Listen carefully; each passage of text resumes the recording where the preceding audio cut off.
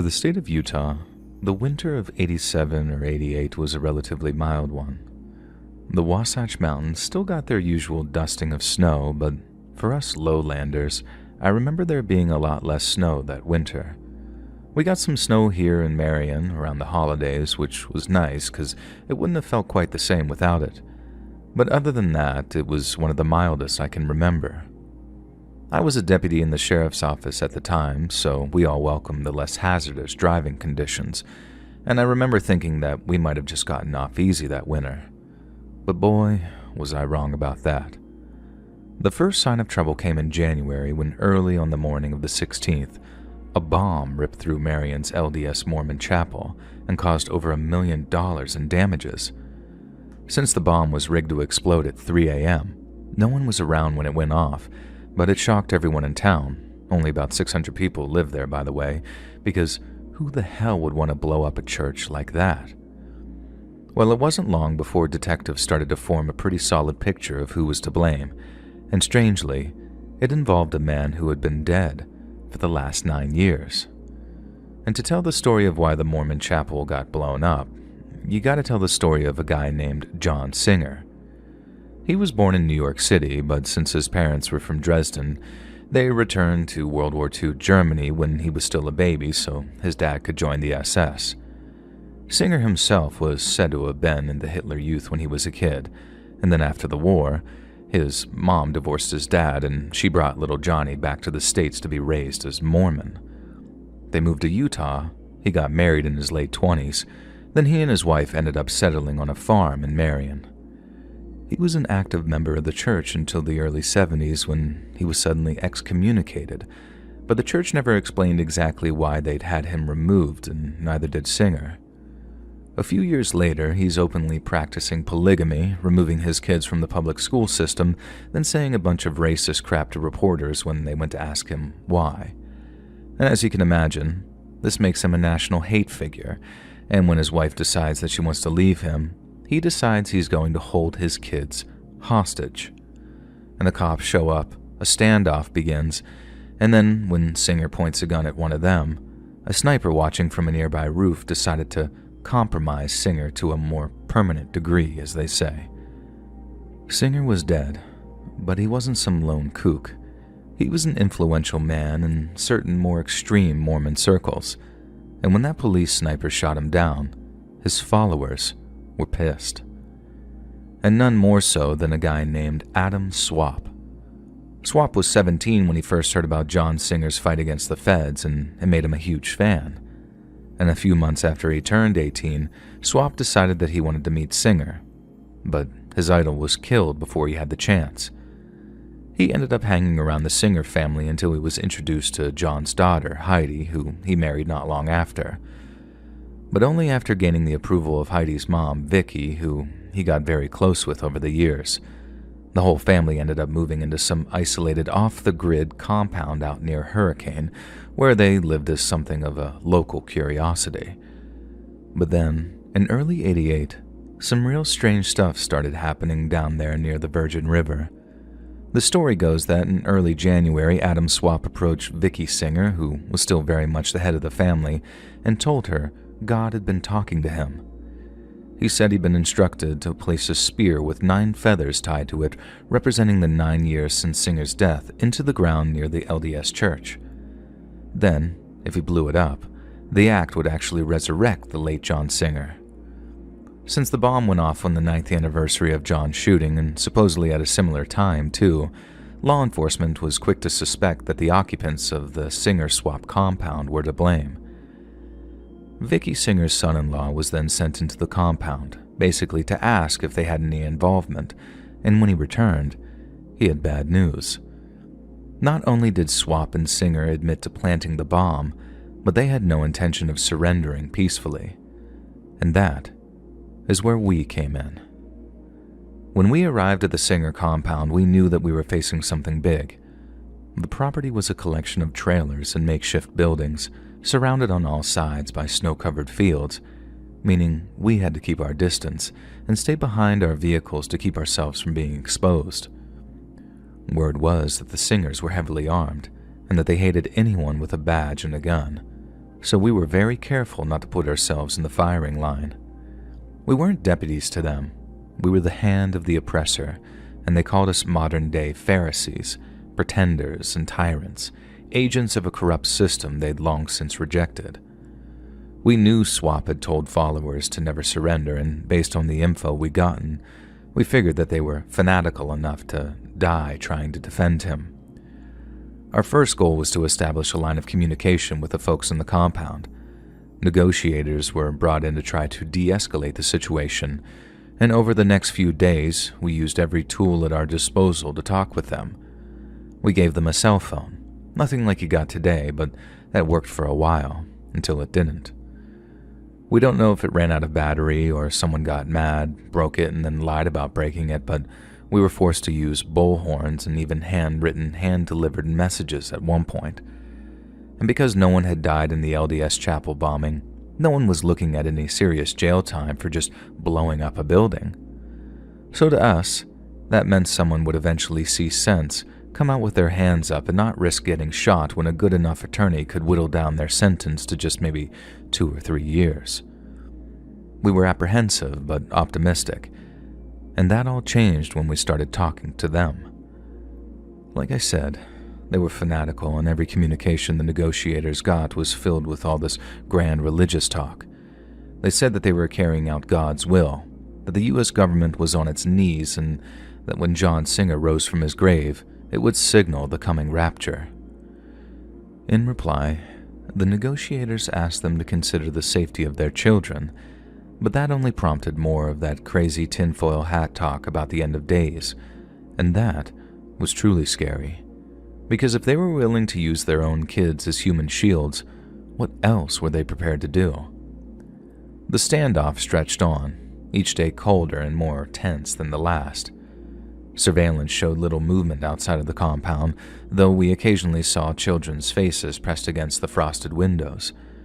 And at some points, the snow was relentless, and the temperatures dropped way below freezing come nightfall. We took shifts, a mix of local deputies and state cops all huddling behind vehicles and makeshift barricades, divided by agency, but were united in our attempts to keep from freezing our asses off. And at times, the compound was eerily quiet, and every shadow in a window or rustle in the snow put us on edge.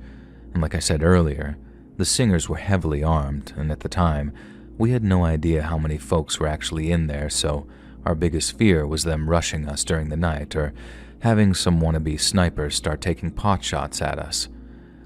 We still had hope, but by day 4, that hope was starting to dwindle. Day 4 was when they called the negotiators back and cut off the power to the compound.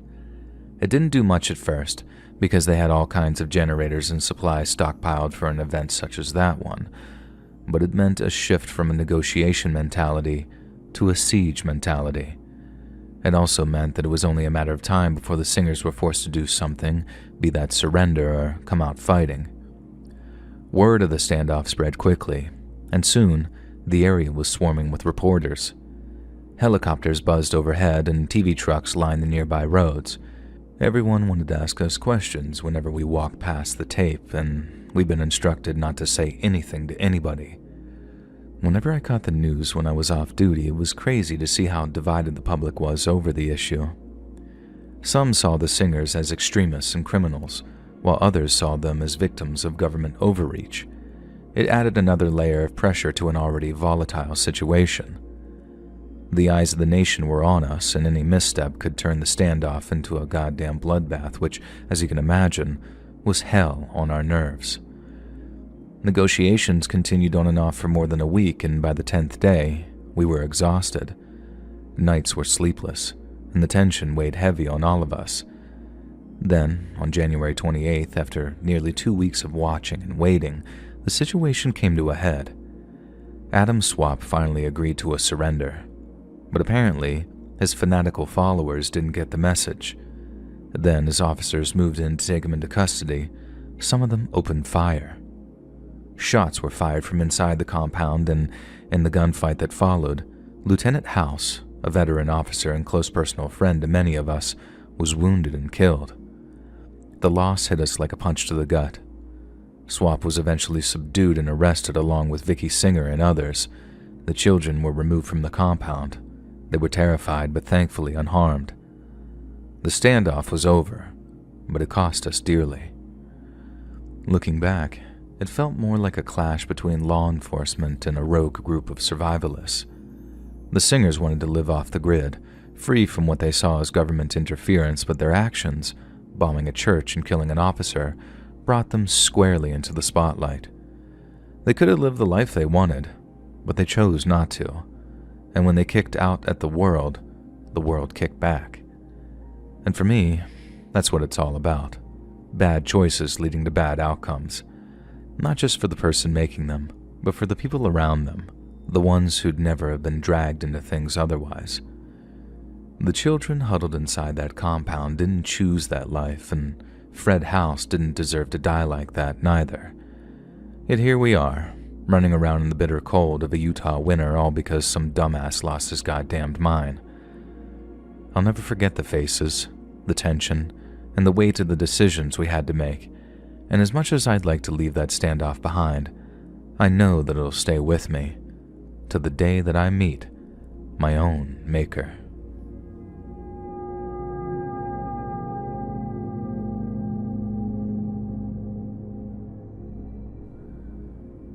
During the spring of 1987, I had myself a job working in the forests of Northern California, real middle of nowhere, off the grid kind of place where we stayed on site instead of driving home every night. I've been working as a sawmill operator for a few years by then, proud to be providing for my family and proud to be doing my part in an industry that kept the local economy alive. The days were long, the air smelled of fresh pine and sawdust, then when we were done, we'd sink some cold ones and then hit the hay, and then do it all again the next day. But then came one morning when everything changed, not just for me, but for everyone who worked in those woods. I showed up at the mill at dawn, just as the morning sun was beginning to peek over the hills. The air was cool, the mill was quiet, and I drank a cup of coffee with my coworkers before heading out to my head rig. My machine, a head rig, was a massive saw designed to cut through logs like butter, and I knew that thing inside and out. I checked everything over, as I always did, making sure the blades were sharp and the mechanisms were running smoothly, and then when the first log started to roll in, it was business as usual. My job required a lot of focus, a heavy amount of precision, and a healthy respect for the power of the large machinery. It wasn't uncommon for a piece of wood to jump or splinter if something was off, but generally speaking, we knew the risks and trusted our equipment. The log looked ordinary, a straight Douglas fir, no different from the hundreds of others I'd cut that month. But as I fed it into the saw, something happened that will be with me for as long as I live. There was a deafening sound, a metallic screech that set my teeth on edge, and before I knew what was happening, the saw blade exploded. Shards of metal went flying, and the force of the impact knocked me off my feet. It felt like an earthquake had hit the mill. I didn't realize that I was injured at first, and adrenaline has a way of masking the pain, but I looked down and I saw the blood. My face, arms, and chest were covered in it. The jagged pieces of the saw blade had torn into me like shrapnel. My right hand, the hand I'd used to guide those logs every day, was mangled beyond recognition. I felt a sharp burning pain in my eye and then realized that I couldn't see out of it. And after the bang, the mill erupted into shouts and yells. My coworkers tried to help, but their voices sounded distant, like they were coming from underwater. Someone called for an air ambulance while another coworker tried to stop the bleeding. I remember staring at the log, now split open, to reveal a gleaming metal spike embedded deep within the wood. And that's when it hit me. This wasn't an accident. Someone had deliberately put that spike there to try and kill me. The hospital stay was a blur of surgeries and bandages, and I'd later learned that my right hand couldn't be saved and the damage to my eye was permanent. But the physical injuries were only part of the story. The mental scars were just as bad. I trusted that my workplace was safe, that the only dangers were the ones that we were trained to handle. But this this was something altogether different. This was sabotage. For those unfamiliar with the practice, tree spiking is a tactic used by nut-job environmental groups to try and prevent logging. By driving long metal spikes into trees, they present a huge danger to loggers because if their blades come into contact with the metal spikes, and as we've already covered here, the freaking blades can explode. But the consequences of their actions aren't just mechanical, they're very human. That spike could have killed me. It could have killed someone else, and that doesn't win me over to their cause, not one bit. The weeks that followed were a whirlwind of pain and confusion, but primarily anger. The media got a hold of this story and reporters swarmed the mill, eager to paint me as a victim of an environmental war. I wasn't interested in their narratives. I just wanted to understand why someone would risk my life to make some statement. And did they even once stop to think about the consequences? My coworkers were pretty badly shaken up by what had happened to me, and the incident cast a very strong shadow over the entire mill. Every log that came in was inspected with more scrutiny than ever before, and I heard everyone was very jumpy for a long time after. The company installed metal detectors at great expense, but that didn't do much for people's peace of mind. It wasn't even like everyone was just scared. They were angry, hateful even. They wanted to hang whoever spiked that tree. In recovery, it was a long road. I had to learn how to navigate the world with one hand, how to adjust to the loss of vision in one eye. My wife and kids were my rock, but I'd be lying if I said it was easy. I struggled with depression, with the weight of feeling targeted, even if I wasn't personally the reason for the spike. It was a weird feeling, and it took a long time before I could even think about putting it behind me. In the years since, I've thought a lot about the people who spiked that tree. I've wondered if they ever thought about me and about the damage they caused to my life. I understand their anger at the logging industry. I've seen firsthand the impact of clear-cutting on the environment, but there has to be a better way to make a point than putting lives at risk. Protests should bring actual change, not cause harm to innocent people and turn them off to the cause. Today I'm no longer in the logging industry. I've moved on to other work, something much safer, but the office isn't nearly as exciting or satisfying a work environment as the forests up in NorCal. But every now and then, whenever I hear the hum of machinery, I feel like I'm transported all the way back to that day in May 1987. It still makes me angry sometimes, because no cause, no matter how righteous it is worth the cost of a single human life.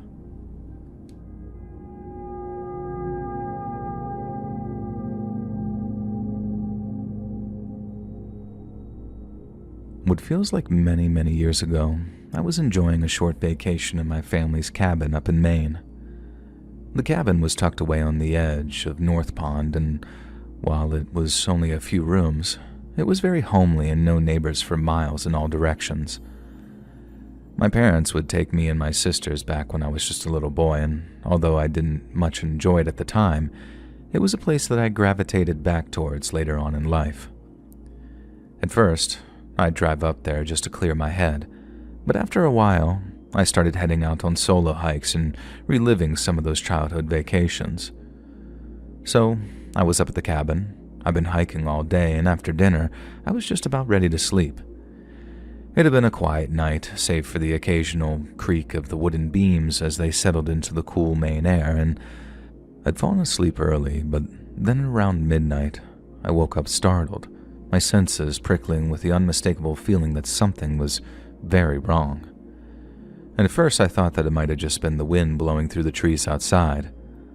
But what I heard next didn't quite match the rhythm of the swaying trees. I listened harder, hearing my own heartbeat in my ears as the noise shifted to something more distinct, the unmistakable creak of a floorboard. Someone was inside the cabin with me. I remember just freezing and lying totally motionless in the bed while I listened and tried to figure out what to do. The thought of another person inside sent a chill down my spine, and I knew that I had to do something. so I slowly slipped out of bed, careful to keep the mattress from squeaking. And after putting on my pants and boots, I reached for the flashlight that I kept on the bedside table, and I remember seeing my own hand shaking as I went to grab it. Clicking on it felt like too great of a risk, so I kept it off, grabbing it tightly as I moved toward the door. I'd use it if I really needed it, but until then, I needed to not be seen. The sound of rummaging came from the kitchen. Pots clinked together softly, drawers opened and closed, and whoever it was, they weren't in a hurry, but they also didn't sound like they were afraid of being caught either. My car was outside, so it's not like they could have made a mistake and assumed the place was empty, in which case, were they crazy? Was I safe? Or what were they looking for? My pulse pounded in my ears as I crept down that hall, each step louder in my head than the last as it seemed to go on and on forever. When I reached the corner where the hall opened into the kitchen, I paused and took a deep breath. I then leaned forward just enough to peek around the edge of the wall, and then I saw him. A man stood in the dark kitchen, and his back was to me. He moved quickly but carefully, inspecting the contents of my cabinets and setting aside items that he probably deemed worthy of taking. It was dark, but there was enough moonlight coming through the window for me to see that he wore layers of these tattered clothes and that his hair was very unkempt and his beard was wild. He was also very skinny, like he was sick or didn't eat much, and his movements were eerily calm for someone shifting through a stranger's home. I wanted to say something, to demand that he leave, but the words just got caught in my throat. There was something about him, this overwhelming sense that he wasn't normal, that made him feel less like a person and more like, I don't know, a creature. If there's a black bear eating chicken bones out of your trash, you can't just ask it to leave, and if you approach it, it might just eat your damn face off. And that's exactly what it felt like looking at this guy in my kitchen. I tightened my grip around this heavy flashlight until my knuckles ached from the force, I'm not even joking, and I told myself, if he comes for me when I yell at him, I'm going to hit him with this. And I was just in the process of coming up with something very scary to yell at him when he turned, and for a brief, terrifying moment, we made eye contact. His eyes were piercing, but he didn't seem angry or scared. He just looked tired, like he didn't have a single F left to give. He didn't speak.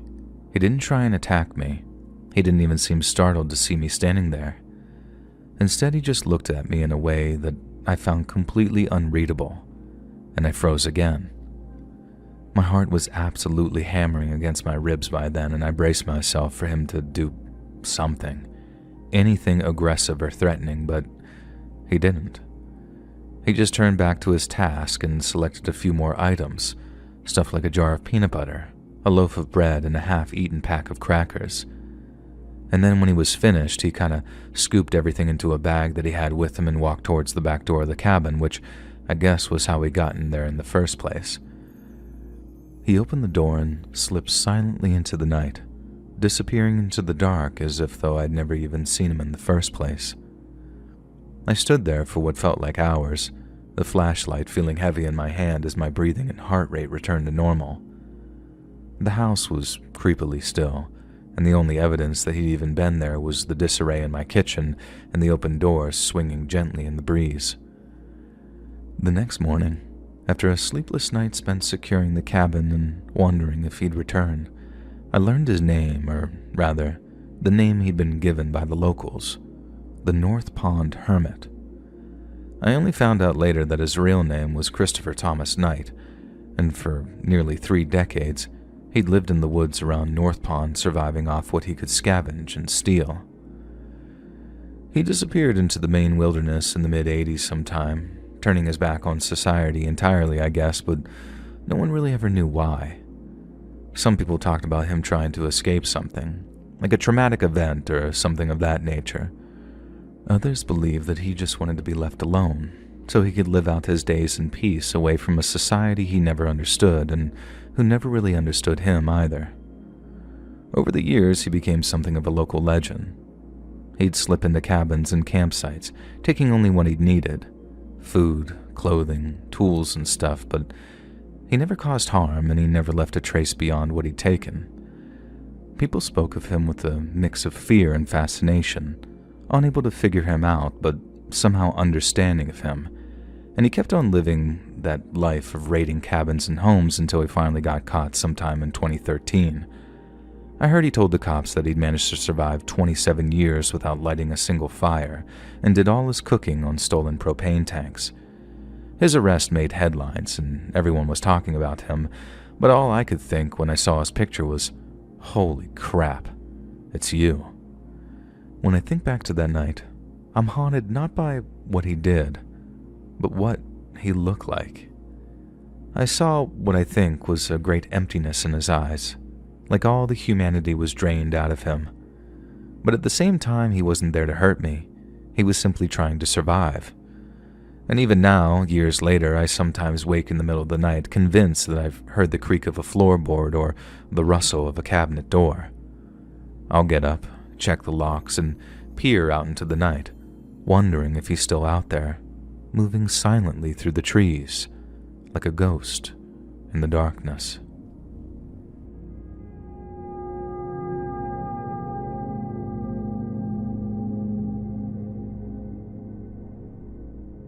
I used to do a lot of wilderness hiking in real remote, inaccessible locations, and this is the story of the weirdest, most unsettling thing I'd ever come across.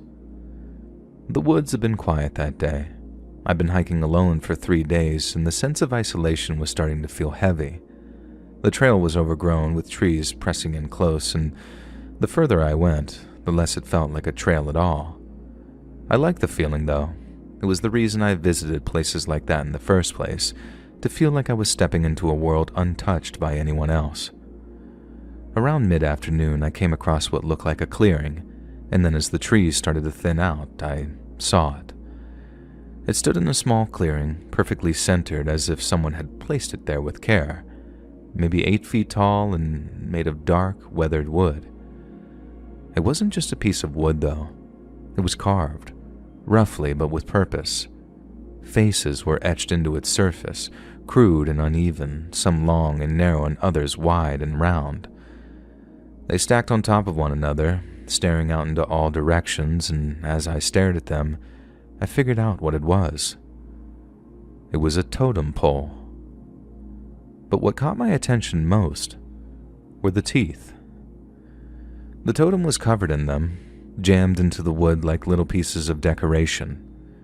At first, I thought that they were all animal teeth. There were long, curved ones like from a deer, and sharp ones that might have been from a dog or a wolf. But then I saw others, smaller and straighter, ones that looked almost human. They were yellowed and cracked, and some still rooted in fragments of jawbone, and my stomach turned and I stepped back on instinct. I didn't stay long.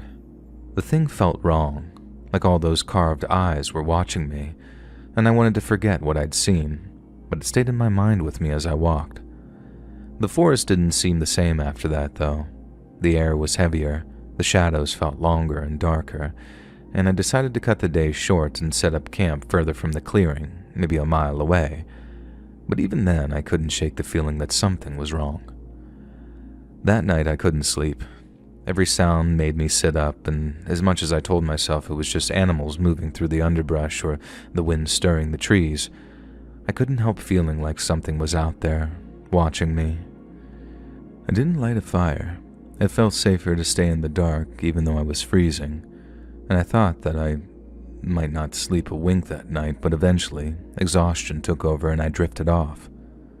And I dreamed about teeth. And in the morning, I packed up and left as quickly as I could. I didn't go near the clearing again, and I didn't even look back. I've done a lot of solo hikes, but that was the first time that I felt like I wasn't alone, and I didn't like it. And a year later, curiosity got the better of me. The memory of that totem had stuck with me, but I started feeling like maybe I'd been overthinking the whole thing, and started to wonder if I'd imagined parts of it or blown them out of proportion. And so I went back. That time, I brought a disposable camera with me, one of those cheap ones that you wind up by hand, and I wasn't expecting to find the totem again, but I figured if I did, I'd want proof to send to you. And the forest felt different on the second trip. The overgrowth wasn't as dense as I remembered, and the trail was easier to follow, less wild, and I reached the clearing by late afternoon, but the totem wasn't there.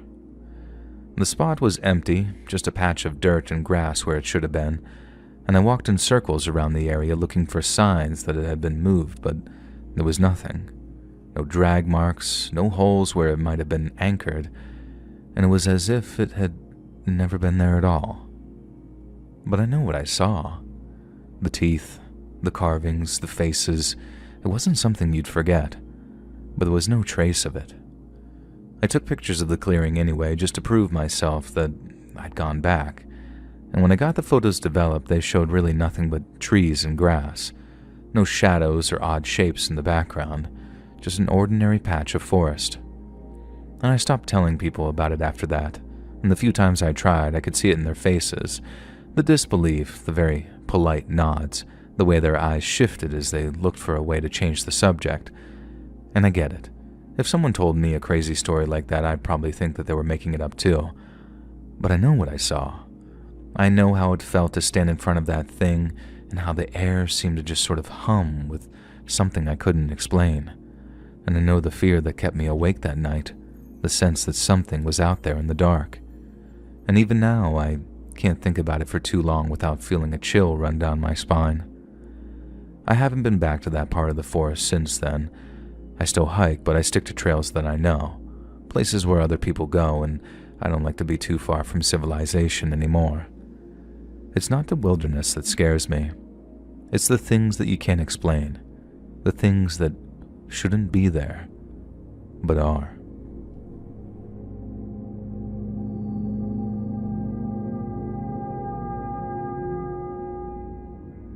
On a freezing December morning in the year 2001, 3 men climbed into a Soviet-made pickup truck in a rural Georgian village named Leah. It had been a bitter winter, and the cost of keeping warm had skyrocketed. So instead of paying exorbitant prices for coal or gas cylinders, the 3 men came up with a very shrewd but very illegal method of heating their homes. They would drive off the grid into a huge patch of untamed woodland and gather firewood. And their plan was simple. Departing at dawn, they'd drive 30 miles east to a secluded and heavily forested area on the banks of the Nguri River. There, they'd fell trees and chop them into firewood until they were exhausted. But then, instead of driving home along rough and unlit roads in the pitch darkness, the men made the decision to camp out by the river and then drive back home at dawn. Their decision was a practical one. Driving home at night meant running the risk of a police traffic stop, and if the officer found a metric ton of firewood in their truck bed, they'd have some serious explaining to do. The forest southeast of Laya constitutes an area known as the Kolkheti National Park. Kolkheti National Park is known for its vibrant wetlands, along with its diverse flora and fauna, and is considered a UNESCO World Heritage Site.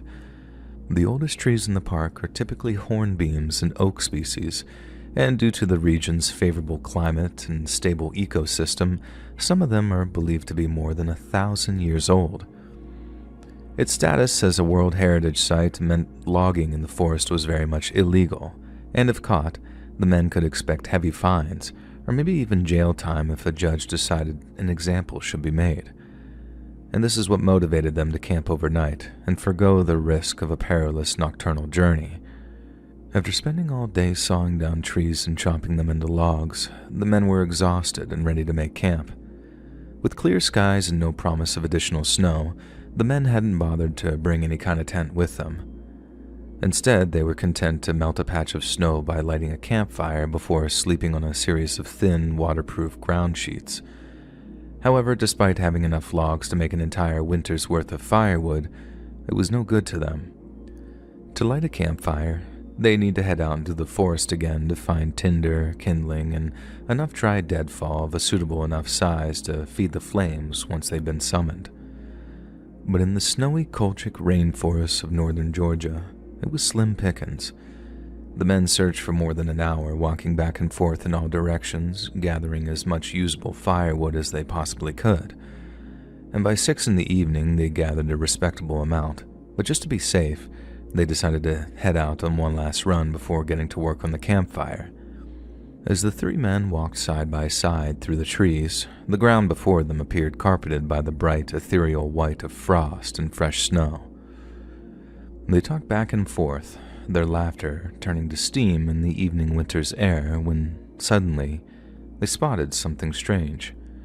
Ahead of them, a patch of the forest floor, around 1 meter in diameter and forming an almost perfect circle, was completely devoid of snow, almost as if something had covered that patch of earth for the entirety of the recent snowfalls. With their attention transfixed by the solitary blemish on an otherwise untouched snowscape, the 3 men started to approach. And that's when they noticed that not only was the meter-wide circle free of frost and snow, but there appeared to be steam rising from the forest floor. As the men crept closer, the cause of the strange anomaly seemed obvious. Lying in the center of the frostless patch of earth were a pair of small metal cylinders. One of the men leaned down to pick one up with his bare hand, but no sooner than he did, he dropped it, letting out a laugh of surprise as he did so. His companions asked him what it was. "It's heavy," he replied, "and it's warm." The 3 men couldn't agree on what the 2 small objects were, but what they could agree on was that they most likely had some value to them. For example, if they were batteries so powerful that they got warm when fully charged, they most likely came from some expensive and highly specialized piece of equipment. Whoever left them there might pay handsomely for their return, and if not, they'd find someone who would. And what's more, if the charge in the small but curiously heavy metal cylinders held, they would help keep them warm throughout the night. The first of the 2 cylinders was stashed in the woods behind a large rock. The second was brought back to camp with them. The men made dinner, drank some vodka, then settled down to catch a few hours of sleep under a canopy of twinkling stars. Yet before long, they began to feel nauseous. They tossed and turned, unable to drift off to sleep, and then shortly afterward, each man realized that his companions were suffering from the exact same affliction. And at first, they suspected that it might have been the vodka they consumed. When improperly filtered, cheap vodka may contain excess fuel oils used during the distillation process. Such oils can cause headaches, nausea, and other symptoms if they remain high enough quantities. Cheap vodka can also be contaminated with methanol, a substance which can either cause blindness or death depending on the amount consumed. At the time, this was considered the main culprit. It hadn't been the first time cheap vodka had had such an effect on them, and doubtless it would not be the last. But even after repeated bouts of vomiting emptied their stomachs, the men continued to retch and heave until bile stained the snow a sickly yellow.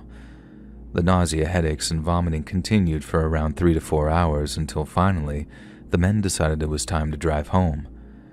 They began loading up their pickup truck with the logs they'd felled, but around halfway through the job, they began to feel unusually and excessively exhausted. The men made the decision to return at a later date to load up their remaining firewood, and then began the 30-mile drive back to Laya. When they arrived back at their home village, the men were greeted warmly by those they had sought to provide for.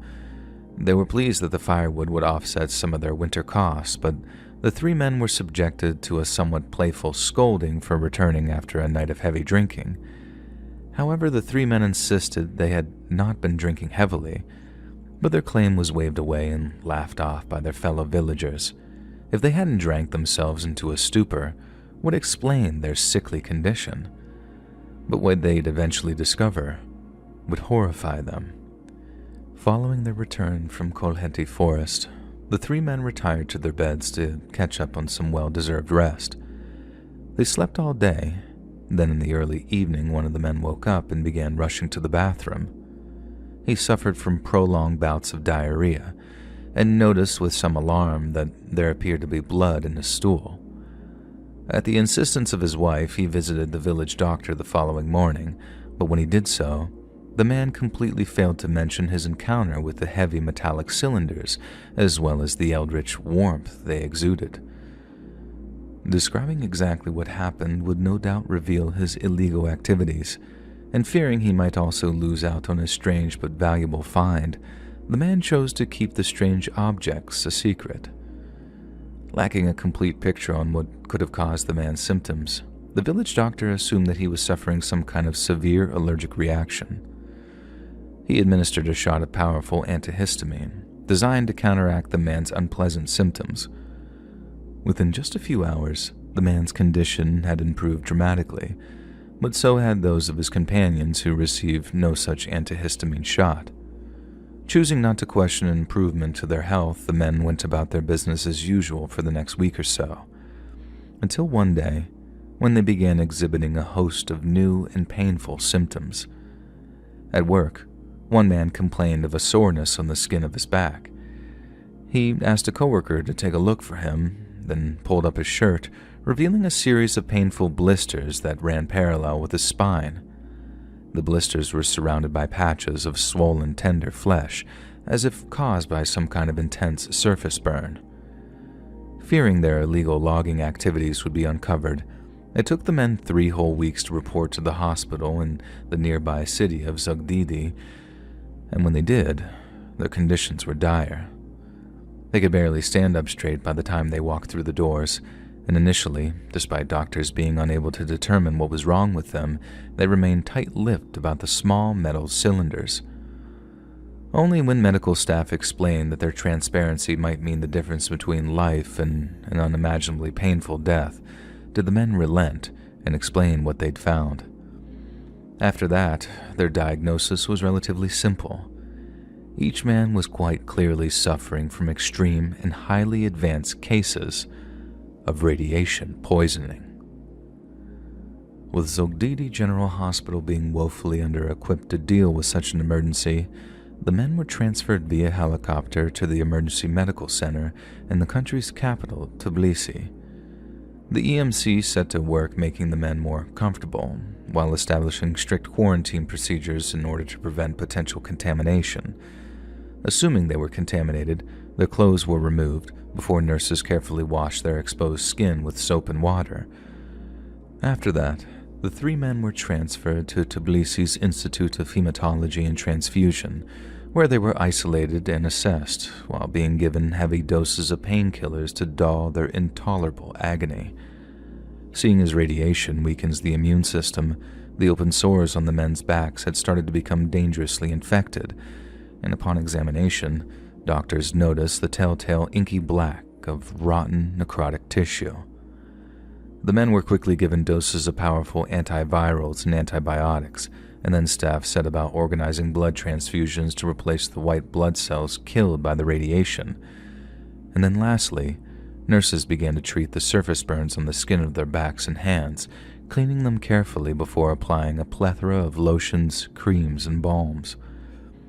Once their pain had somewhat subsided, the men were able to talk, and they were interviewed by members of Georgian state security services. It was then that they gave a much more detailed account of their seemingly innocuous misadventure, including the exact locations of the mysterious metal cylinders. Soldiers from the Georgian army were dispatched to Kolkheti forests, and thanks to the detailed description given by the afflicted men, they were able to quickly track the cylinders down. Equipped with highly protective clothing and using robots to handle the cylinders, the soldiers transferred them into 2 specifically built containers, which limited the direction in which they could emit radiation. They were then transported to a secure facility for analysis by officials from the International Atomic Energy Agency. It took less than 24 hours for scientists to determine that the 2 heavy cylinders were made of a substance known as strontium-90. They'd been part of a radioisotope thermoelectric generator, or RTG, a kind of electrical generator which converts heat released by radioactive decay into electricity. They're often used to power things in remote locations, such as satellites, space probes, or a secluded radio relay in rural Georgia. Many years earlier, the construction of the Houdini hydroelectric station began. Its engineers had hoped that while it was being built, they could coordinate with the distant Nguri hydroelectric station in order to seek their advice and ensure a smooth construction process. There was just one problem. The distance between the two stations was so vast that not one, but 4 radio relays would have to be constructed in order for them to communicate. And since this area consisted of vast, untouched woodland, it was considered unethical and impractical to carve out a long strip of it to erect nothing but power lines. There was, however, an alternative solution. Hook the radio relays up with a couple of RTGs, in safe and secure containers, of course, and they could power the radio relays for the next 28 years without chopping down a single tree. And once the construction of the Houdini hydroelectric station was finished, the strontium-powered relay systems became redundant. Then, by the end of the 1990s, the generators were disassembled and the radioactive materials were safely disposed of. At least, that's what people were led to believe. Of the 8 radioactive sources originally installed, only 6 were found. 2 of them were missing. Shockingly, the small atomic faux pas was kept secret from the wider nuclear community, with the officials who swept it under the carpet simply hoping the missing strontium would show up again. Then just a few years later, 3 friends out looking for firewood would suffer the incalculable misfortune of simply stumbling across them. The first man, referred to in the IAEA inquest document as Patient 3MB, was the most fortunate of the 3. He received radiation burns to his hands and isolated patches of his legs, but since he didn't hold or touch the strontium cylinders for any prolonged amount of time, he was discharged from the hospital just a few weeks after presenting himself. The second man, Patient 2MG, was not so fortunate. The large rotting sores on his back, from where he'd lain on the strontium cylinder to keep warm, had become dangerously infected, and in early 2002 he was transferred to a French hospital to receive more advanced forms of treatment. His ordeal was agonizing and he received multiple skin grafts, but ultimately he made a full recovery and was able to leave the hospital on April 18th of 2003. However, the third man, known by the inquest as Patient 1DN, was indisputably the most unfortunate of the 3 men. He too had used the strontium cylinders to keep warm, but after leaning on it much more heavily than Patient 2MG, he received much more concentrated doses of its deadly radiation. While the blisters and ulcers on the back of 2MG were relatively spread out, those on the back of 1DN were much more concentrated and were located on his left shoulder blade. This meant that a series of dangerous infections took hold directly behind the patient's heart and left lung. The patient underwent numerous operations and skin grafts to try and prevent additional necrosis and reverse that which had already occurred. Yet in April of 2004, his condition began to rapidly deteriorate. On the surface of his open wound, there was a large amount of pus secretion, and then following a more thorough inspection, doctors discovered a great deal of secondary necrosis in his muscles, ribs, shoulder bones, and vertebrae. Repeated samples taken from the wound identified polyresistant microbes, such as blue pus bacillus, as being present among the decaying flesh. Polyresistant microbes are named such because they developed a resistance to commonly used antibiotics, and as you can imagine, this presented a dangerous challenge to those charged with Patient 1DN's care. Hospital staff did all they could to fight the infection, but despite a large amount of antibiotic therapy, multi-organ failure loomed large on the metaphorical horizon. On May 12th of 2004, his temperature increased to 39 degrees Celsius, and in the following days, arterial pressure decreased dramatically on account of severe septic shock. And just hours later, Patient 1DN suffered a cardiac arrest and was pronounced dead at 10:55 p.m. on May 13th of 2004, 893 days after his initial exposure to strontium-90. Patient 1DN's death marked a tragic end to a brutal but wholly avoidable ordeal, and his loved ones mourned his loss bitterly. Yet the question remained, How could such a horrible thing happen in the first place? Following an inquest into the events, the International Atomic Energy Association claimed that the disintegration of the Soviet Union in 1991 led to a loss of oversight and maintenance for many radioactive devices and installations in the region. Then, without adequate records, security, or a transfer of responsibilities, these devices were left to deteriorate. Seeing as the sources in question were located in a forested and mountainous area in Georgia, their remote placement made them difficult to monitor, and given the secrecy surrounding Soviet-manufactured atomics, it's possible that the newly independent Georgians simply didn't know it was there. Yet perhaps the most concerning aspect is the fact that the strontium-90 cylinders had already been removed from the radio relay. The commonly agreed upon scenario is that after happening across the radio relays in the chaos of post-Soviet Georgia, a scavenger believed that they were a high-tech variety of battery, quite possibly with a high resale value. He broke into the relay, removed the cylinders, then at some point on his journey home realized that they were killing him. It's quite possible the man expired before giving a full, frank account of what he'd found, leaving those cylinders simply lying there on the forest floor, waiting to seal the doom of their next unfortunate victim. Hey friends, thanks for listening. Click that notification bell to be alerted of all future narrations. I release new videos every Monday and Thursday at 9 p.m. Eastern Time, and there are super fun live streams on Sundays and Wednesday nights. If you got a story, be sure to submit them over at my email, letsreadsubmissions@gmail.com, and maybe even hear your story featured on the next video. And if you want to support me even more, grab early access to all future narrations and bonus content over on Patreon, or click that big join button to hear about the extra perks for members of the channel. And check out the Let's Read podcast, where you can hear all of these stories in big compilations located anywhere you listen to podcasts. All links in the description below. Thanks so much, friends. And remember, what do you call a cow with a nervous twitch? I don't know. Somebody tell me.